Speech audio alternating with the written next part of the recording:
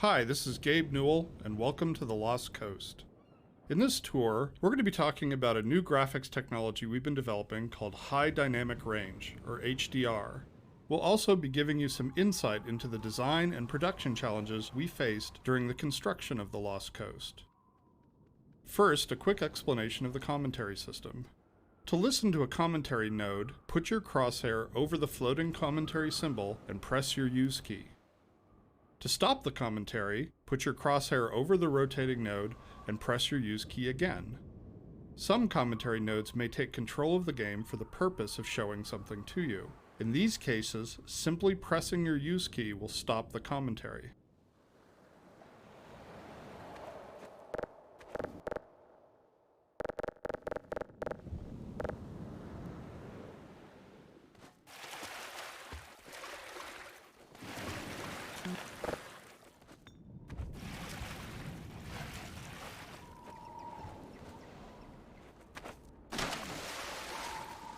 When the art team started to think about a location that would demonstrate the power of HDR, a beach was one of the first choices we made.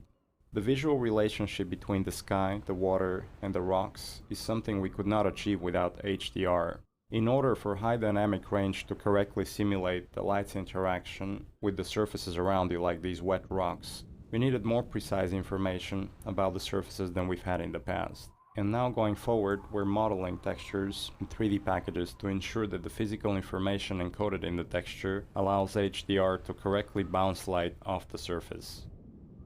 We also designed the colors and values of each surface to ensure they will be correct across all exposure levels.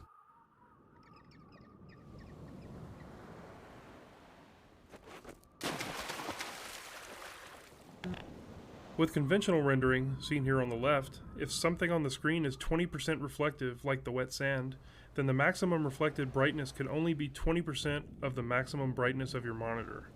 HDR's more accurate simulation of light ensures that the sun's reflection on this wet sand appears as it would in the real world, which could potentially use 100% of the maximum monitor brightness.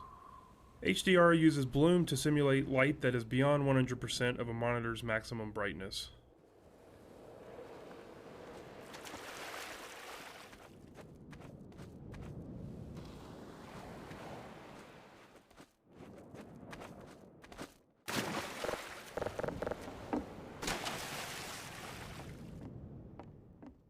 喂，小子，等一下，你不是？没错，你就是那个叫弗里曼还是菲里曼的科学家，对吧？你一定是来对付合成人的。只有一个人好像太少了，不过这种时候跑来圣欧家也没其他事情可做了。我可以带你去他们的基地，反正我会尽力帮你就是了。The process of building characters in Half-Life 2 taught us many things. By the end, we believed we'd figured out a more effective process for designing and constructing characters. This fisherman is the first character we built using that process. Design-wise, the fisherman was focused on showcasing HDR and the way light falls on human skin.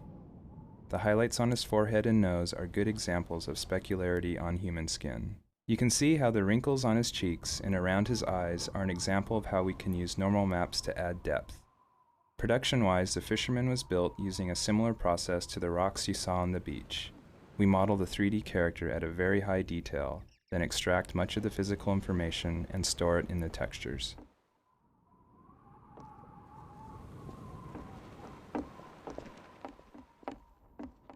Water presents us with a lot of rendering challenges. In fact, we have to render the scene 3 times. Once for the refraction of what's under the water, once for the reflection of everything above the water, and once from the player's view. You can see the reflection and refraction scenes in the 2 small windows on screen. In the refraction, we calculate per pixel how much water you're looking through to do a volumetric underwater fog to simulate particulate matter. For our full HDR solution, we had to go through the entire engine and modify every bit of code that calculated light and color. For example, these water reflection and refraction renderings had to be improved to support the full range of contrast values.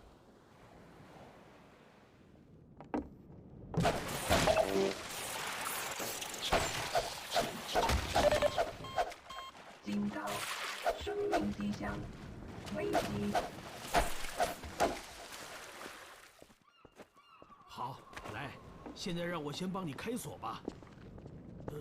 我记得这里有钥匙啊，在哪儿呢？找到了，快去吧，小伙子，毁掉那管炮，别浪费时间。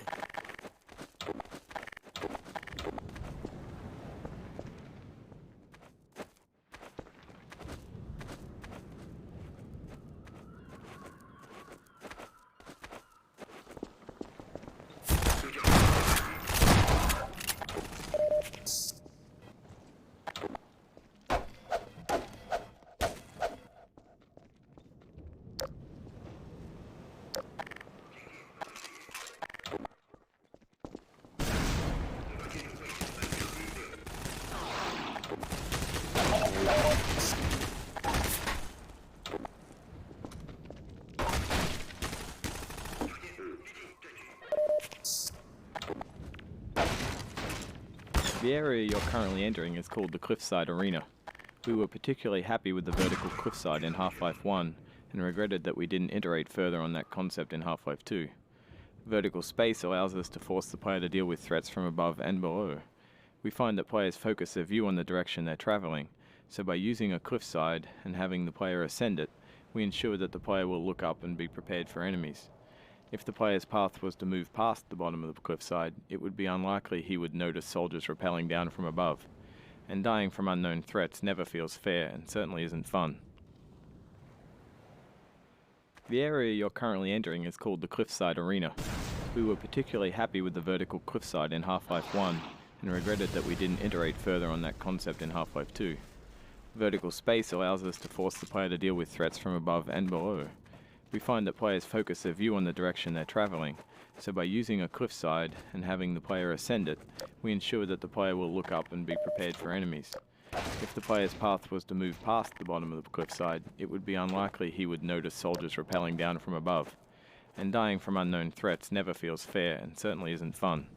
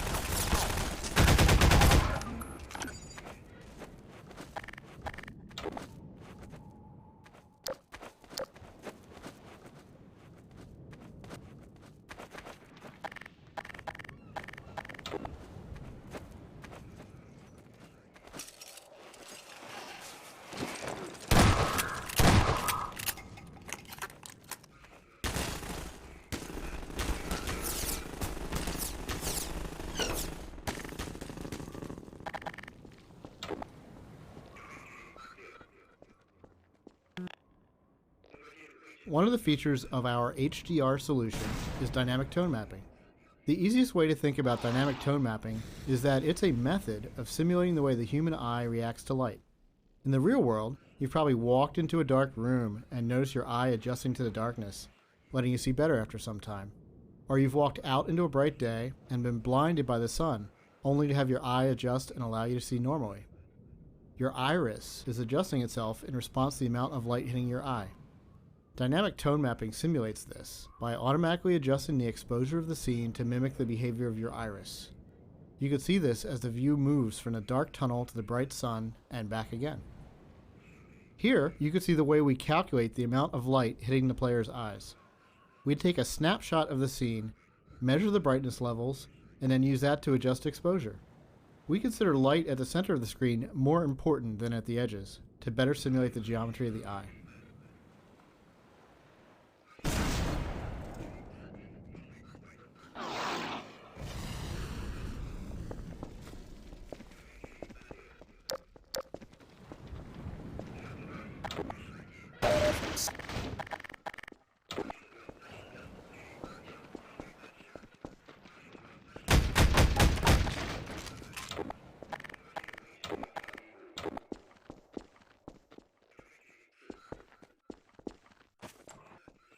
The courtyard in front of you is a space we call an arena.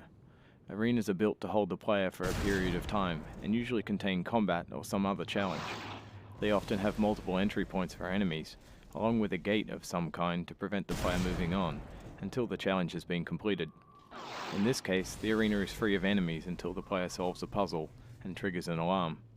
This is a method that allows the player to explore the arena and get a sense of its space before being forced to fight in it.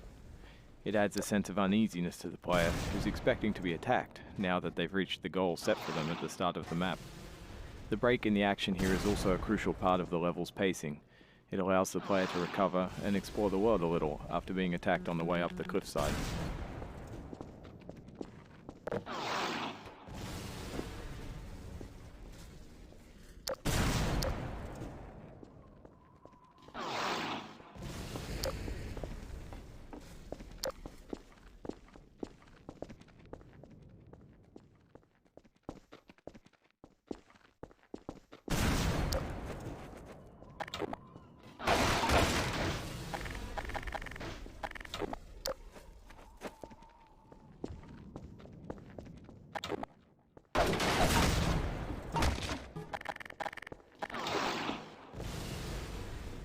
The Source engine supports a wide variety of shaders.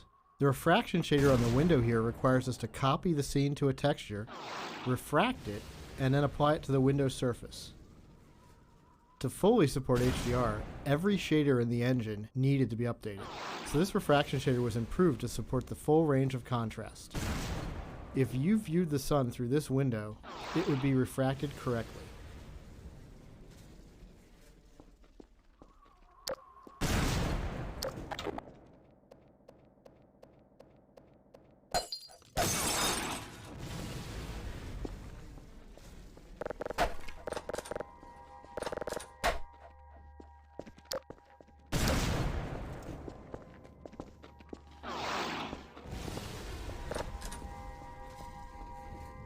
We wanted to transition from a bright, wide-open space into a tighter, closed one to showcase HDR's dynamic tone mapping. We also like to focus on contrasting elements in our settings, like ancient human architecture and futuristic combine technology. A monastery fit these requirements perfectly. Monasteries are generally isolated, unlit, and built ages ago. They provide a great backdrop for the contrasting combine technology. When we build fictional settings, we try to ground them by basing them off a real-world location. We use this location as a design constraint that forces a logical consistency behind the art choices. Churches are great dramatic spaces. They're often lit naturally with extremes of darkness and brightness, which makes them a great showcase for HDR. Gothic churches are the sober monochromatic spaces that you've seen in almost every horror movie or game. Byzantine churches, on the other hand, are very colorful and have a large variety of materials. We wanted that color and material variety to show off our HDR reflections.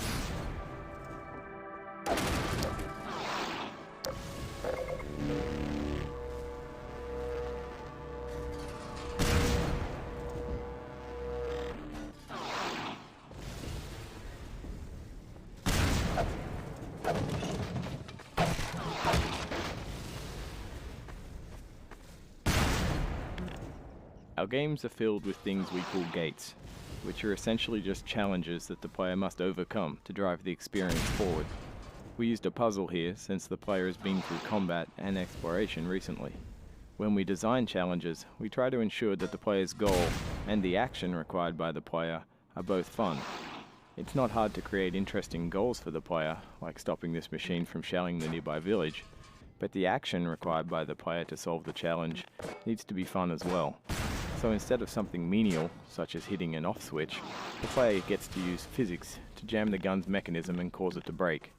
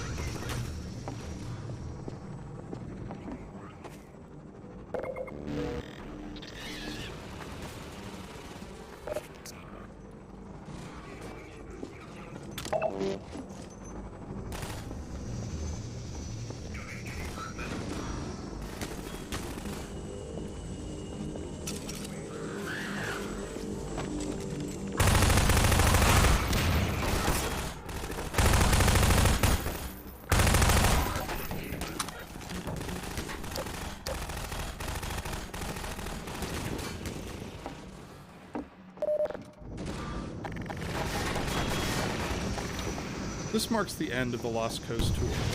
This has been an experiment on our part to see if our community would find it interesting to learn more about our development process. As always, we're interested in your feedback. I can be reached at gaben, Gaben, at valvesoftware.com. People like this will keep producing this kind of content for all of our games going forward. Thanks for listening.